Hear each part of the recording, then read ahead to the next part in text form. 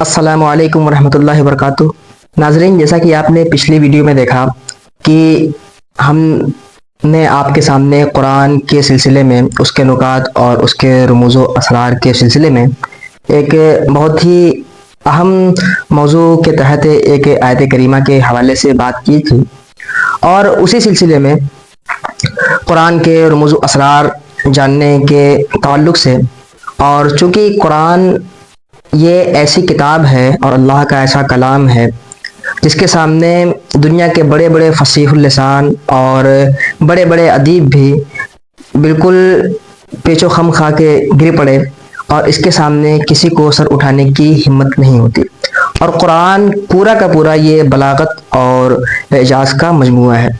तो उसी सिलसिले से आज हम फिर उसी मौजू के तहत बात करेंगे, और हमारे साथ मौजूद हैं हज़रत मौलाना हबीबुल्लाह बैग अज़हरी साहब क़िबला, उस्ताद अल-जाम तशरीफ़ मुबारकपुर। अस्सलामु अलैकुम वरहमतुल्लाहि वबरकातुहू। सर वालेकुम सलाम वरहमतुल्लाहि वबरकातुहू। सर आप खैरियत से हैं? अल्हम्दुलिल्लाह माशाअल्लाह। सर तो सर, जैसा कि पिछली वीडियो में भी हमने कुरान करीम की आयतों के ताल्लुक़ से बात की थी, और उसी तरीके से कुरान की सूरह शूरा आयत नंबर 49 और 50 में अल्लाह रब्बुल इज़्ज़त इरशाद फरमाता है, बिस्मिल्लाहिर्रहमानिर्रहीम, लिल्लाहि मुल्कुस समावाति वल अर्दि यख़्लुक़ु मन यशाअ यहबु लिमन यशाअ इनासन व यहबु लिमन यशाअ ज़ुकूर औ युज़व्विजुहुम ज़ुकराना व इनासा व यजअलु मन यशाअ अक़ीमा इन्नहु अलीमुन क़दीर। तो हज़रत इस आयत में अल्लाह रब्बुल इज़्ज़त ने इरशाद फरमाया कि आसमान और ज़मीन की बादशाहत अल्लाह के लिए है, और वो जो चाहता है पैदा फरमाता है, और जिसे चाहता है तो बेटियां अता करता है, जिसे चाहता है बेटे अता करता है, और जिसे मतलब कुछ भी अता नहीं फरमाता है। आगे इरशाद फरमाता है वेजल मन यशा वक़ीमा, और बाज़ को जिसे चाहता है बाँझ बना के रखता है। तो बाज़ को कुछ मैसर होता है, बाज़ को कुछ भी मैसर नहीं होता है। तो इसमें सवाल ये था कि अल्लाह रब्बुल इज़्ज़त ने इरशाद फरमाया यहबु लिमन यशाअ इनासा व यहबु लिमन यशाअ ज़ुकूर।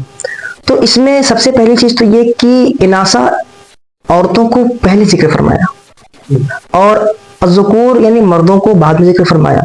और एक चीज और यहाँ पर है कि इनासा इसको नकिरा जिक्र फरमाया, और अज़्ज़ुकूर को ये मारफा जिक्र फरमाया। तो इसकी वजाहत फरमाते हैं आप पहले। बिस्मिल्लाहिर्रहमानिर्रहीम, नहमदुहु व नुसल्ली व नुसल्लिमु अला रसूलिहिल करीम व बाद। माशाअल्लाह, आपने बड़ा अच्छा सवाल किया कि अल्लाह रब्बुल इज़्ज़त सूरह शूरा में इरशाद फरमाता है कि लिल्लाहि मुल्कुस समावाति वल अर्द, आसमान और जमीन की बादशाहत अल्लाह के लिए है। यख़्लुक़ु मा यशा, अल्लाह जो चाहता है पैदा फरमाता है। फिर फरमाया यहबु लिमन यशाउ इनासन व यहबु लिमन यशाउ ज़ुकूर, जिसके लिए चाहता है बेटियां अता फरमाता है, और जिसको चाहता है बेटे देता है। फिर फरमाया कि औ युज़व्विजुहुम ज़ुकरानन व इनासन, और अल्लाह ताला जिसके लिए चाहता है दोनों को जमा फरमा देता है, मर्द औरत दोनों अता फरमा देता है। वयजअलु मन यशाअ अक़ीमा, और जिसको चाहता है बांझ रखता है। इन्नहु अलीमुन क़दीर, बेशक वो इल्म कुदरत वाला है। मजमूई तौर पे यहाँ पे 4 तबक़ात का जिक्र है कि किसी को बेटियां मिलती है, किसी को बेटे मिलते हैं, किसी को दोनों मिलते हैं, किसी को कुछ नहीं मिलता। सवाल ये कि पहले औरतों का जिक्र क्यों है, जबकि आमतौर पे लोग मर्दों को पहले जिक्र करते हैं। मर्द पहले पैदा हुआ, औरत बाद में बनी, तो मर्द ही को पहले होना चाहिए। लेकिन इस आयत करीमा में अल्लाह ताला ने औरतों का जिक्र पहले क्यों किया? तो इस आयत ही पे आप गौर करेंगे तो बहुत हद तक उसका जवाब आपको मिल जाएगा। अल्लाह ताला फरमाता है कि यख़्लुक़ु मा यशा, अल्लाह जो चाहता है पैदा फरमाता है। फिर उसके आगे फरमाया कि जिसको चाहता है बेटियां देता है, जिसको चाहता है बेटे देता है। तो लोग चाहते क्या है? लोग ये चाहते हैं कि उनको बेटा मिले। लोगों की एक आम ख्वाहिश होती है कि उन्हें औलादे नरीना मिले, औलादे ज़ुकूर मिले, बेटे मिले। ये लोगों की ख्वाहिश होती है। और अल्लाह ताला अपनी कुदरत कामिला का जिक्र करते हुए फरमाता है कि हम जो चाहते हैं पैदा करते हैं। तो अगर यहाँ पे पहले मर्दों का जिक्र कर दिया जाए तो जो अल्लाह रब्बुल इज़्ज़त की मशीयत है कि हम जो चाहते हैं करते हैं, उस पे वाज़ेह दलील उसी वक्त कायम होगी जबकि अल्लाह ताला इसके बाद उस चीज को जिक्र करे जो उनकी मंशा के खिलाफ, जो उनकी ख्वाहिश के खिलाफ है। अगर यूं कहा जाता है कि अल्लाह ताला जो चाहता है पैदा फरमाता है, اور اس کے بعد اسی کا ذکر ہوا جس کو لوگ چاہتے ہیں، تو پھر دلیل کے مطابق، دعوے کے مطابق دلیل مطلب پورے طور پہ منطبق نہیں ہوگی، بلکہ یوں کہا جائے کہ اللہ رب العزت نے فرمایا کہ وہ جو چاہتا ہے پیدا کرتا ہے، اور تم کیا چاہتے ہو وہ نہیں، بلکہ جو ہم چاہتے ہیں وہ پیدا ہوتا ہے۔ اس سے بات بڑی واضح ہو جاتی ہے۔ اس اعتبار سے بھی عورتوں کا پہلے ذکر ہے کہ اللہ تعالیٰ نے اپنی قدرت کا ذکر کرنے کے لیے فرمایا کہ ہم جو چاہتے ہیں پیدا کرتے ہیں، تم یہ چاہتے ہو کہ لڑکے ہو، لیکن اللہ رب العزت اس پر قادر ہے کہ وہ لڑکے کو پیدا کرو۔ بے شک۔ اس مناسبت سے اس کو پہلے ذکر کیا۔ دوسرا سوال اس میں آپ نے حضرت یہ ہے کہ عورتوں کو نکرہ استعمال کیا اور آگے الذکور اس کو معرفہ لایا گیا، تو اس میں کیا حکمت ہے؟ جی، عورتوں کے لیے نکرہ اور ذکور کے لیے معرفہ لانے، اناسن کو نکرہ اور ذکور کو معرفہ لانے میں حکمت یہ سمجھ میں آتی ہے کہ جب اللہ تعالیٰ نے فرمایا کہ جس کو چاہتا ہے بیٹی عطا فرماتا ہے، اور بیٹیوں کے ذکر کو مقدم رکھا، تو کسی کو یہ وہم ہو سکتا ہے کہ شاید عورتوں کو مردوں پر فضیلت حاصل ہے، بیٹیوں کو بیٹوں پر تقدم حاصل ہے۔ تو اس وہم کو دور کرنے کے لیے اس کو نکرہ کر دیا گیا اور معرفہ الذکور کو کر دیا گیا، تاکہ یہاں پہ تقدیم کی وجہ سے جو غلط فہمی پیدا ہوئی تھی وہ الذکور کو مؤخر کرنے کے ساتھ معرفہ لانے سے وہ غلط فہمی دور ہو جائے۔